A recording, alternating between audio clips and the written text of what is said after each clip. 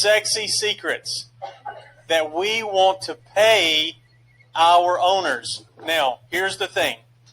I believe a lot of what James has said in the way that we do our strategies, the way we're able to save these people all of this money is we put one strategy on top of another strategy on top of another strategy, and where I come from, that's called stacking them. Okay, so if you're going to be stacking all of these strategies up together, hey, why not find another way to use these strategies to show and add more value to these owners by saying, you know what, I think that there are ways that we can create a compensation package that includes not only taxable, but non-taxable benefits for you, Mr. Owner. So how do we do that? We're going to do some salary planning for you.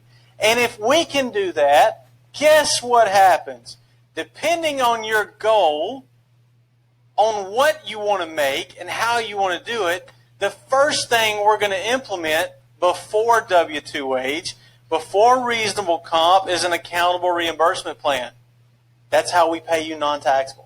The second way we're going to get money to you from your company is through Augusta.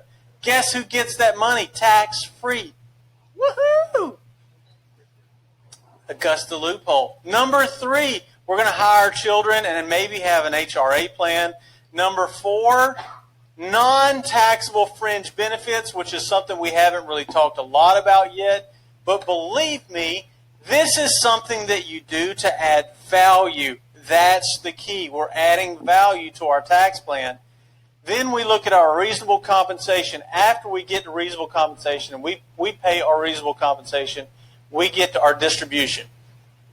If that reasonable compensation says that you should be paid $67,522, and then you actually pay yourself $67,522, guess what? Your distributions, if you want to take $212,000, what's up with me and 12 today? Anyway, if you want to take $212,000 out of your company through a distribution, 100% legal, and I would tell you encouraged. And guess what the IRS has to say about that? Ain't got nothing to say about that. Because they can't, as long as you meet all of the requirements here. Now remember what we said earlier. Mr. Owner, guess what?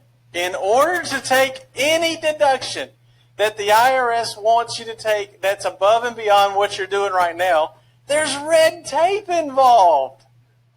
So that means you've got to jump over a hurdle and through a if you want the deduction.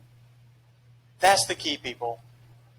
A lot about these tax plans are when you implement them, are in the details of implementation. Now, here's the thing. You ready? When you implement those and you pay an attorney to review the documents for you to be able to hand out sample documents to your people, okay, and you charge them $1,995 to implement these said strategies, guess what? It's upon them to make sure that they document them. Now, Mr. Argue has said we are all about what? Being able to create additional streams of revenue. How do we create additional streams of revenue? You ready? Through salary planning, we said that we have to have all of these things, right?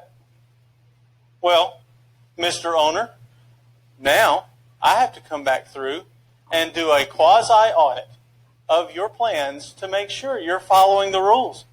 If we want to do a quasi-audit of your plans and internal affairs of your business, and this may be more of a CFO, guess what that is going to cost you?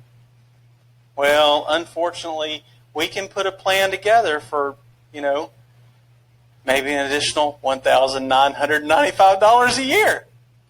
So it could be an additional stream of revenue for you to make sure that they're implementing the plans properly. How do you do that? You go through and you take all of the accountable plans and you say, oh, do they have expenses, receipts for all of these? Oh, they do? Great. Check. Did they do all of their minutes for all 12 of their board meetings? Check. Did they hire their children? Did they do their time sheets for that FMC correctly? Did they take care of the documentation that they needed to? Check. And guess what that does? That gives additional assurance that what you've told them and their tax plan is going to be valid through an audit. Now, here's the thing. I deal in resolution.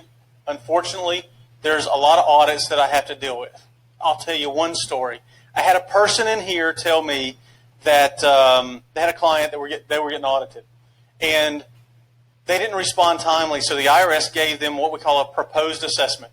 A proposed assessment essentially means we're about to charge you all these taxes, bud, and you better respond to us or else. So guess how much the proposed assessment was? You ready? You sit down? $870,000 for 2 years. Ouch. So what I did was I went in there.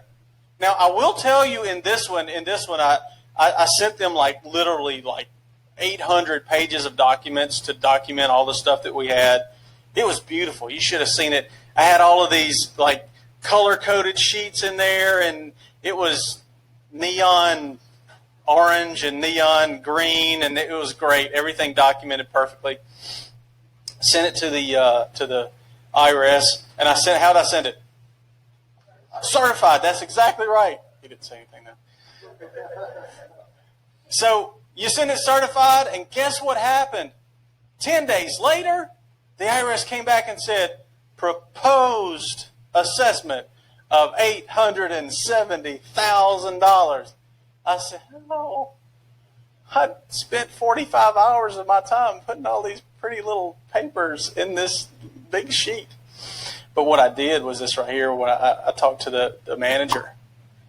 And I said, okay, manager, guess what? I know that you proposed these, but this assessment that you did came out 12 days after we mailed you 800 pages of documents.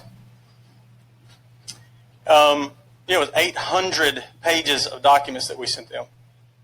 So now the auditor's sitting in the room on speakerphone with the manager. And you know what I said?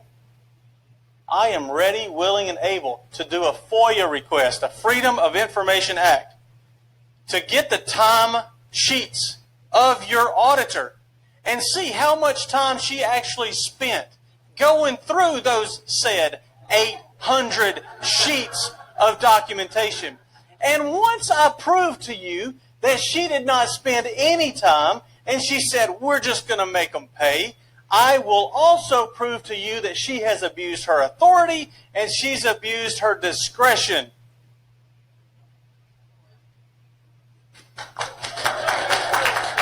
I'm not going to drop your mic. So you know what the manager said? She said, can you hold on one could you just hold on a second? It was just like that. It was great. Knew I had them then. So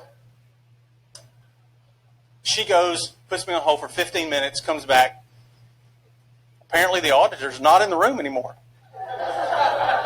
Don't know what happened there. And then what happened was this.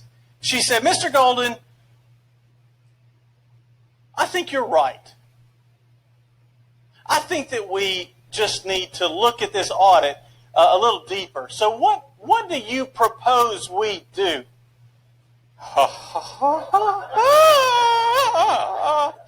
This is what I said. I said, listen, I know that some of these documents are not there. As a matter of fact, what I showed you in the documents that I sent was the amount that they took as a deduction, the amount we had receipts for, and the difference.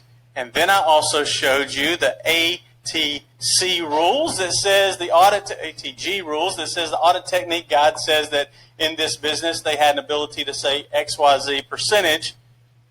as this expense.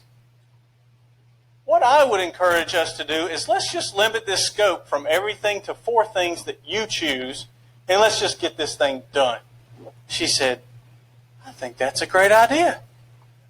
Let's just limit this scope from everything on the Schedule C for both of these years to just 4 items on the Schedule C.